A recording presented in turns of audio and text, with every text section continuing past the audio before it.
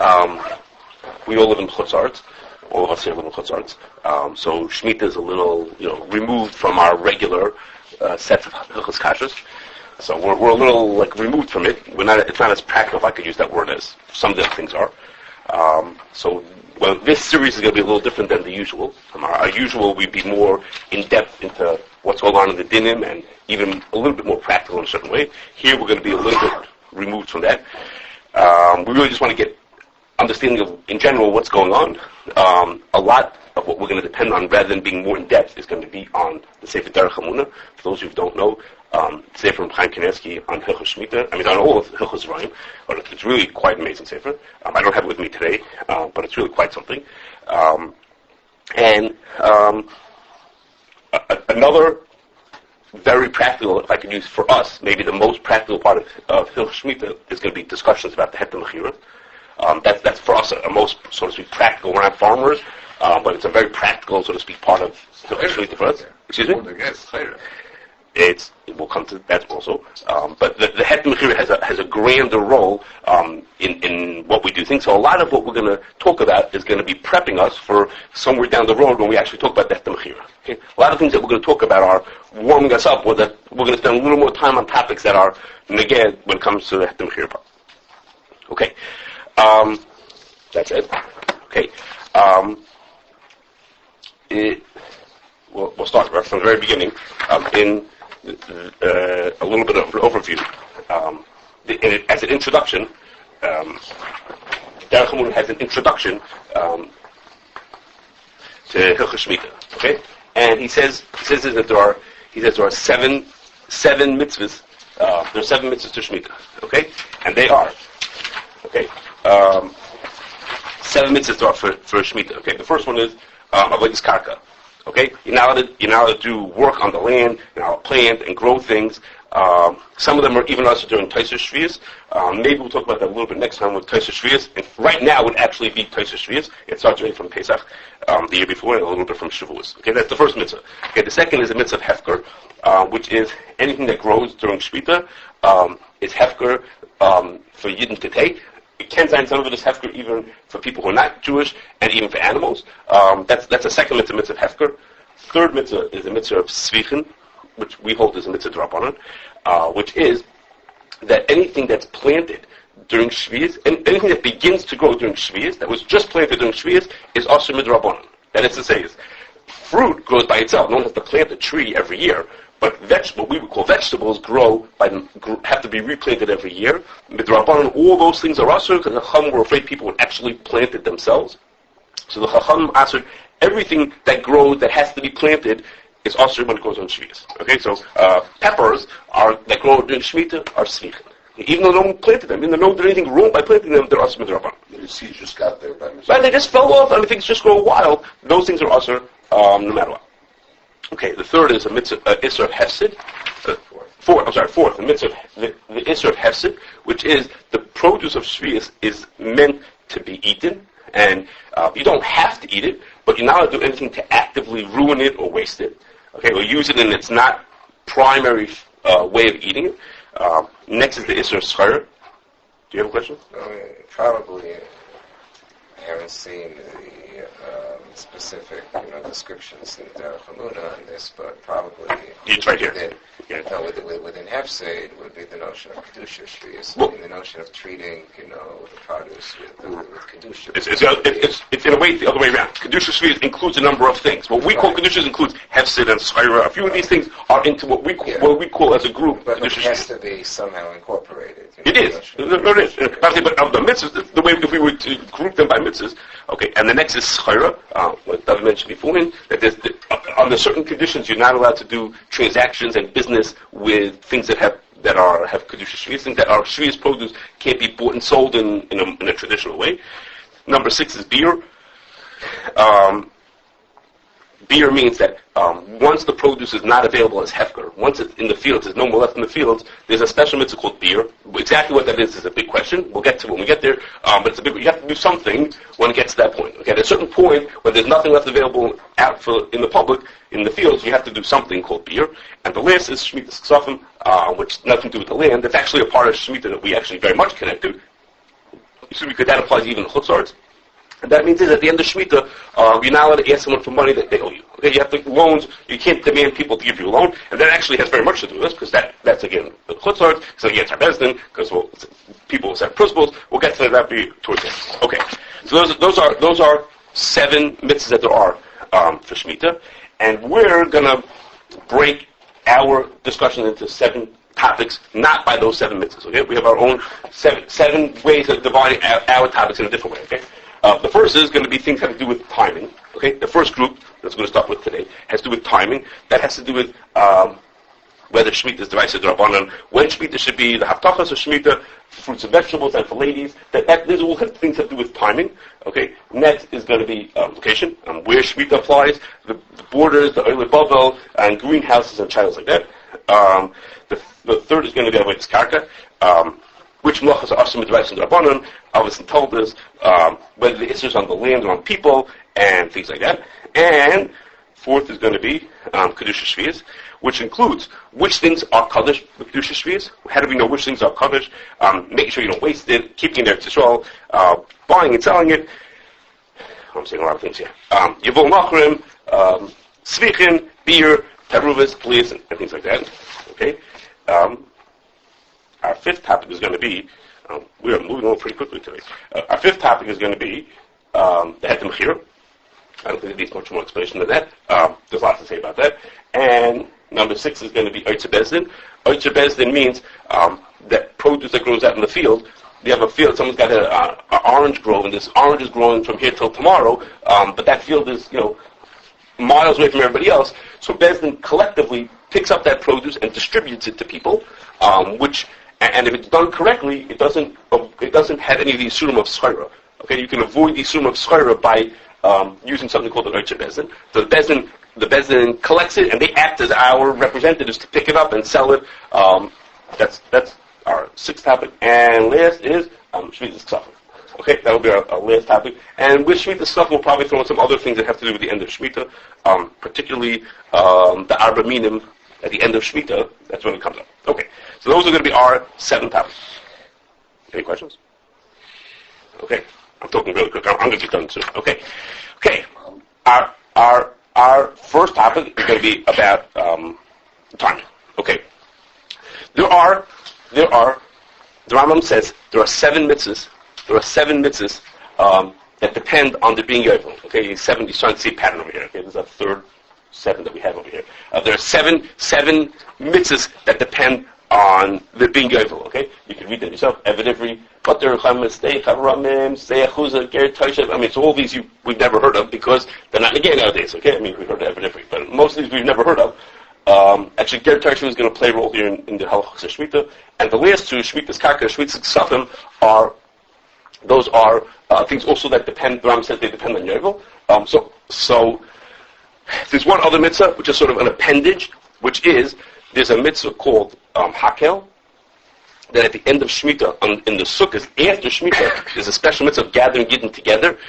That mitzvah theoretically applies. It doesn't really depend on Yovel, but that mitzvah only happens after Shemitah. Well, if you don't have Shemitah, then you can't have Hakel either.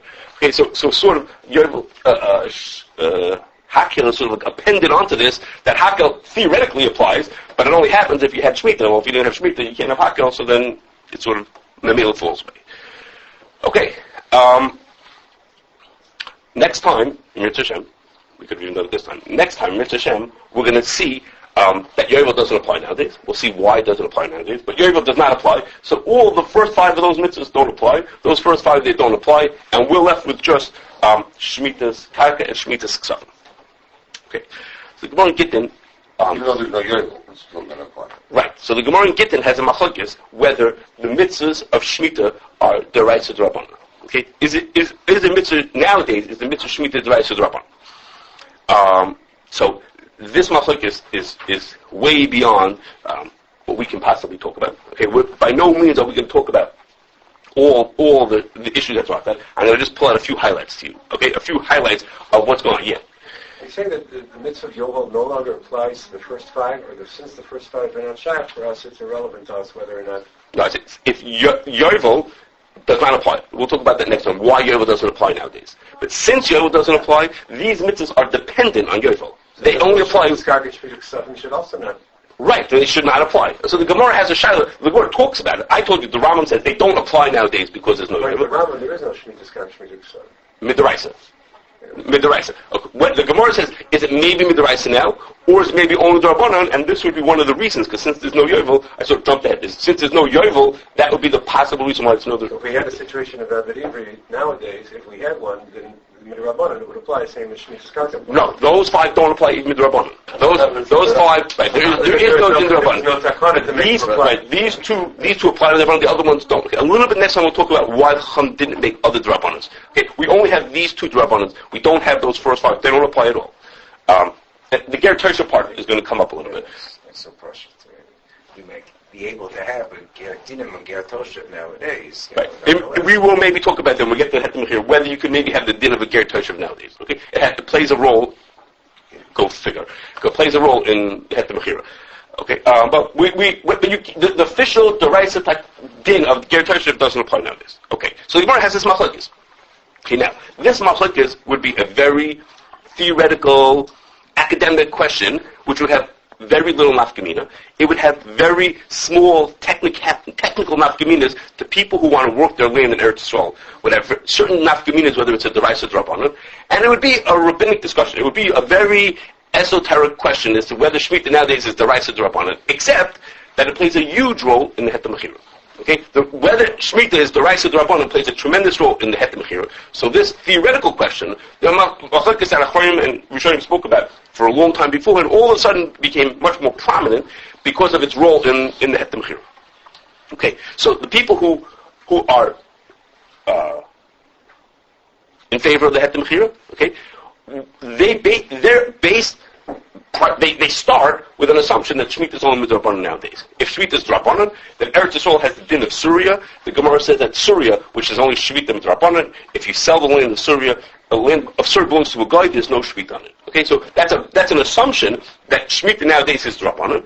That even Mitzaref, there are some Rishonim who hold that Shemittah is not noig at all nowadays. Not even Midrabbanan. It's completely not noig anymore. Okay, so then Mitzaref that also towards allowing the Hetem Mechira. And those who oppose it, among the arguments that they make is that maybe Shemittah is the Raisa nowadays. There are Rishonim who hold that Shemittah is the Raisa. So this all of a sudden became much more of a prominent issue, whether Shemittah is the Raisa or Rabbanan, all of a sudden became much more significant because it played this big role 100 years ago in the Hetem Mechira. Okay. The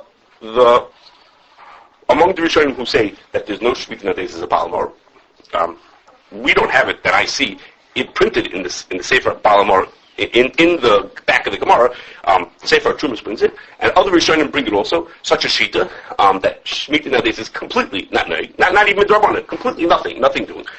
And the Ramban in Gittin has a very long, pages of Ramban on this Shaila, on this Machlokes Rishonim. And the Ramban says, the Raya HaMachras, if you want to know the decisive proof that the Balamor is not correct, that Shita is not correct, I don't think he brings from the Balamor, he brings it from a Ravid. He says the Raya Machraz that it's not true is because he says if you look in Eretz Yisrael, there are people keeping Shemittah. Okay, the Ramban lives at least part of his life in Eretz Yisrael. He says go to Eretz Yisrael, there are people keeping Shemittah. So can't be like Shemittah survive it because we have Klal Gogol that we have that we follow the meaning of what people do. If everyone's doing things a certain way, that's reflective of what the din is. And if everybody's keeping Shemittah, obviously that din those Shemittahs that hold that there is no Shemittah even with the Rabbanan are not correct. We see the common practice that everyone's keeping Shemittah. Now, we don't know from that whether it's the Rice or the Rabbanan, but we do know that they're keeping Shemittah. That Shemittah that it's not a Shemittah, that there's no din at all, is not correct, or it's not accepted. Well, I'll say that, it's not accepted. Okay, that's all right. Now, if you want to learn more about it, really, if you want to, in Derech HaMunah, he's got a paragraph with like 500 Shemittahs in it. Okay, it's only this long, okay, and Rabbi Semen, in Sefer Mitzvah Samel, Rabbi Semen, the Rosh Kohen, in Tells, has a few pages on here also, who he looks at it from a different angle, just to understand where they're coming from, etc. It's in Mitzvah, if you're curious, in Mitzvah Kuflamadei. Okay, there's quite a shaila within this discussion. There's quite a shaila as to what the Rambam holds. Okay, many proofs back and forth. That's what the Rambam holds. And one of them is if you could use a more recent, is the Marie Kurkus, which is a sefer that was not available.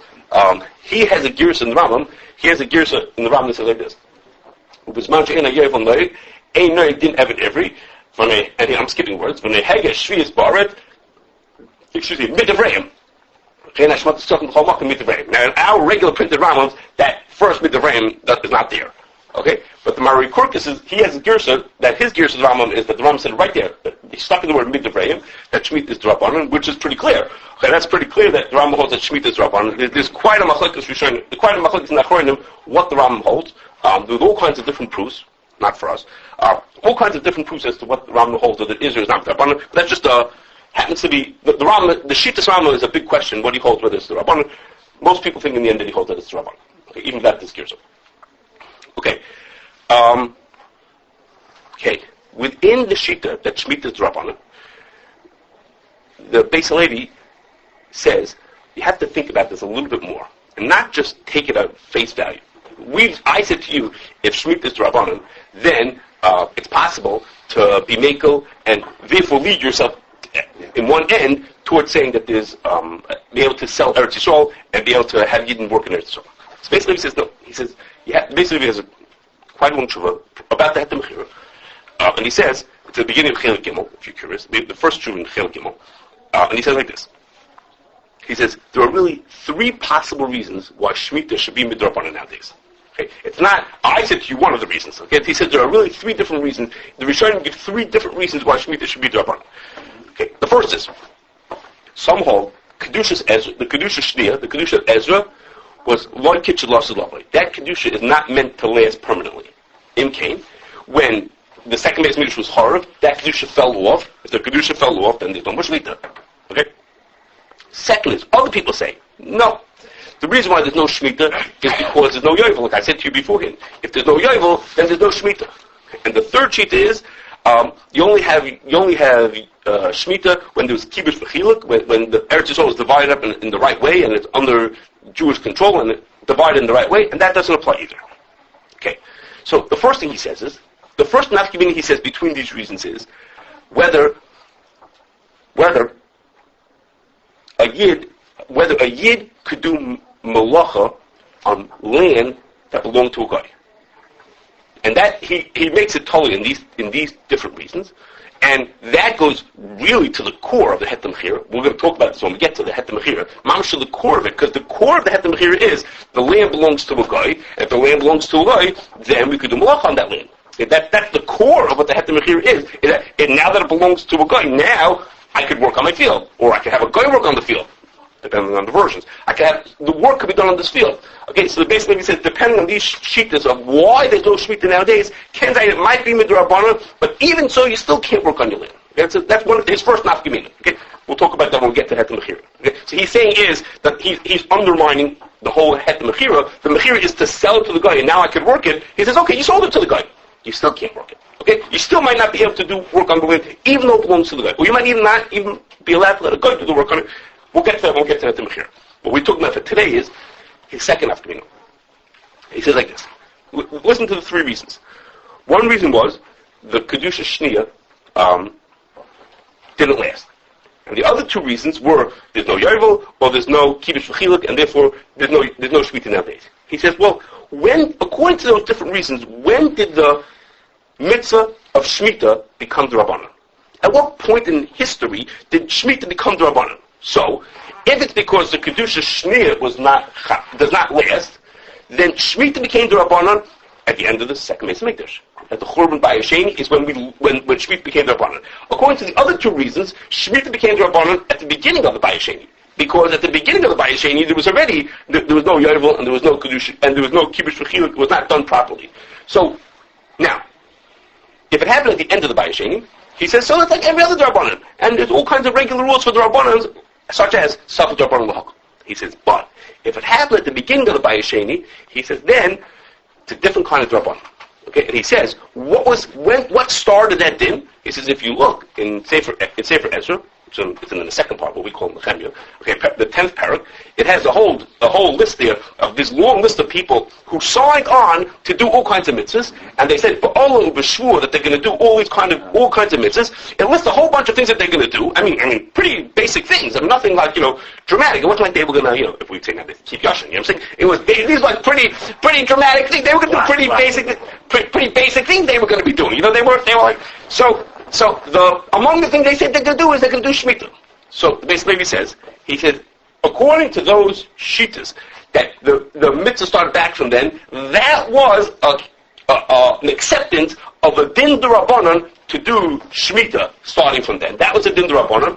That's not a regular d'Rabbanan. He says it's called Divrei Kabbalah, and the Gemara says for Divrei Kabbalah are no Safek d'Rabbanan l'kulas. It's a stricter than a standard regular din d'Rabbanan. No. So if according to those shittas, which he thinks are correct, which Beis Levi thinks is correct, that it was started from before the Bayis Sheni, not at the end of the Bayis Sheni, in came, let it be a d'Rabbanan. But it's not your everyday d'Rabbanan, it's a different kind of a d'Rabbanan. If it's a different kind of d'Rabbanan, then it has a stricter din, and you can't have the kulas that we associate with the din d'Rabbanan, you can't associate with that. That's what Beis Levi says. Okay. And he thinks that's correct. Okay. And then he goes on for another 5 pages. Okay. And I mean, it's a long tshuva. It's quite a tshuva. This is letter Vav of that tshuva. The tshuva has like a section. This is section Vav of that tshuva. Okay. So Rabbi Vadia, we'll mention him a number of times. Rabbi Vadia in Yabi Omer, in the 10th Chelek, has a Kashrus on the Heter Mechira. I think it's called Kashrus Shemittah. I don't know if it's called Kashrus Heter Mechira, but it's Kashrus about Heter Mechira.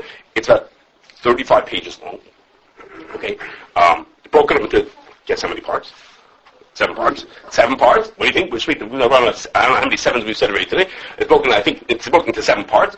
And in one of his chuvas, he says like this. He brings a number of reasons why to disagree with the Beis Levi. Okay? The Beis Levi is making a point. He says, even if it's d'Rabbanan, it's not going to help you to make a mechira. Okay? So the first is like this. The Beis Levi supports himself from a Noid Yehuda. He mamish, of course, if it's in Noid Yehuda, Noid Yehuda talks about it in the Chen Rabbeinu Gershom, and the Noid Yehuda makes the same point that Chen Rabbeinu Gershom is a stronger d'Rabbanan than your everyday d'Rabbanan. That's what the Noid Yehuda says. And he says he's trying to make the same point that there are some d'Rabbanan that are not the same as every other d'Rabbanan. There's like different levels in d'Rabbanans. So Rabbi says you should just know it's true that the Noid Yehuda says that. But in a later tshuva, Noid Yehuda is chayzer from that. He brings that he said that in the early tshuva, but he's chayzer from that. So the Beis Levi brings the first Noid Yehuda, but in a later tshuva, in the next chelik of Noid Yehuda, Noid Yehuda was chayzer from that thing in Chen Rabbeinu Gershom. Okay. Second is, Chasam Sofer says, even if you agree that Chen Rabbeinu Gershom is a higher level d'Rabbanan, it's a more serious d'Rabbanan, then that's true. It might be more serious, but the rule of Safek d'Rabbanan l'kula is going to still be true. Okay. That doesn't take away from saying, Safek d'Rabbanan l'kula. That doesn't make a difference. Okay, next, he brings that the Shulchan Aruch says, if you make, if the one generation makes a chayrim on doing something, I don't know exactly how you do that, but they make a chayrim on doing something, that chayrim passes on forever, or for as long as they make it for. So when Rabbeinu Gershom made his chayrim, he said it's going to last till the year 5000, unless people will accept it further. So that chayrim lasted from whatever, I don't know when he lived, it lasted for however many hundreds of years till the year 5000. Okay, that's what and they can last from generation to generation. That's true by a chayrim. But if community makes a shvua that they're going to do something, Shulchan Aruch said that does not work. So these psukim in Ezra, they made a shvua. He says, so shvuas last for their own generation. So now, what happened afterwards? So it could be a regular d'Rabbanan. But that shvua that they made is not the kind of thing that passes on. It's not like a chayrim that passes from generation to generation. No such thing. Now, Rav Vadia himself says that, I'm not convinced that there's really a taina, because he says, Ken Zayin, that a public shvua of the tzibur is different, and in fact, the Beis Levi is maramas at that. The Beis Levi says, when he's writing over this thing, he says, and this should be kishvuas tzibur al daroisam. Okay, so it's shvuas tzibur. Rav Vadia says it himself, that Ken Zayin, that even though shvuas don't pass, but if the public makes it together, which I guess what was going on, that was the public was doing that. A whole list of people there in Sefer Ezra, they were doing it. Mr. Lang says because it's a shvuah or because it's in the ksuvim. Once the ksuvim is like Kabbalah, not because what they did that, because by us it's in Tanakh. He doesn't say it that way. You could say your own way. I'm saying he doesn't say it that way. He says this. No, I don't believe he says it that way. He says this. He doesn't say it. You could have said that. You could say it that way, but he doesn't say it. He just says he just says by the timing of it. If it was done at that time, then it's like a different type of d'Rabbanan that's called Divrei Kohen. He doesn't say because it's written in Tanakh. He just like from that time. If it was at that time, it's like a different kind of a thing. Okay, you have to know also is that he's a little bit making a connection that's la dafka. I mean, he's saying is, the Din Rabbanan started when Ezra made up that announcement that's there in Sefer Ezra. La dafka. I mean, it says they're going to keep Shabbos and they're not going to marry shiksas. I mean, it's like, if they're not, they might have just been reflective of what already had been decided. Then told me it's the rice. No, I'm not saying that's the right. I'm just saying that it could have been, it was dinner that already existed. Someone had announced the day before we should have Shemittah D'Rabbanan, and they just... Before they were in Bible, I'm sure they didn't do the Rabbanan in Bible. He didn't say it came from my vision, it's the rice. Okay. Or it started then. Okay, maybe. Fine. The last thing is to say, Ravanya makes his last point is that when the Yidden got up there and made a shvur that they're going to keep the halachas of Shemitah, okay, that had been a weakness during Bayis Rishon, and they made a shvur they're going to keep the halachas of Shemitah. They didn't say that they're going to keep them stricter than what the din is. They just said is we're going to do the din. They didn't say we're going to keep Shabbos for 90 minutes. They just said is we're going to keep Shabbos and we're not going to marry shiksas. We're going to do these kind of dinim. They're going to do what we're supposed to do. Well, if the mitzvah of Shemitah nowadays is Rabbanim that comes with built-in kulas like Safed Dabar the Kula, they weren't saying they weren't going to do that. They were just going to say we're going to do what we have to do, what we're supposed to do. People used to not do it. We're not trying to be better than we're supposed to, but we're trying to say we're going to do what we're expected to do. So if this did expected to do the ice. No. If for us it's only the Rabbanan and it has a cool as us. No. When did the Rabbanan start? Yeah, so it used to. It was the ice. It was the ice. So now they came to Baisheni and it was nothing. They didn't do it. They had nothing. Right. So we're going to do it when we're supposed to do nothing. No, we're going to. So LMI. So what did they mean? We're going to do the mitzvah Rabbanan. We're going to impose it upon ourselves to do this mitzvah. Now, but when you not like the other ones. It's not like marrying shiksas or Chil Shabbos or whatever. No, it's right. It's different than the other one. But it's saying is I'm going to do it as much as I have to. Why would someone say I'm going to do what I have to? For all the other mitzvahs also, people weren't living up to what they were supposed to do. So they committed themselves to doing it right. But right only means a certain amount. If it's a din rabbanan, the Safed Dabar l'Kula. They would have got up and someone would have asked Ezra, can I water my trees on Shemitah? So yeah, because it's a rabbanan, you're allowed to water certain trees on Shemitah. So they weren't trying to say we're not going to do it, or take the kulas that come along with it being a rabbanan. All they were saying was that we're going to do it. Why do you have to say that? We have to do it because in Bayis Rishon they didn't do what they were supposed to do, and all the other mitzvahs they came up with all the shiksas with them. So he said, no, we have to strengthen ourselves to do what we're supposed to do. But they never showed that they were going to commit themselves to do more than they were supposed to. If the din is that this comes along with kulas of, let's say, Safed Dabar l'Kula, okay, so then Safed Dabar l'Kula. So then I can take advantage of that. It doesn't make it stronger than it was supposed to be.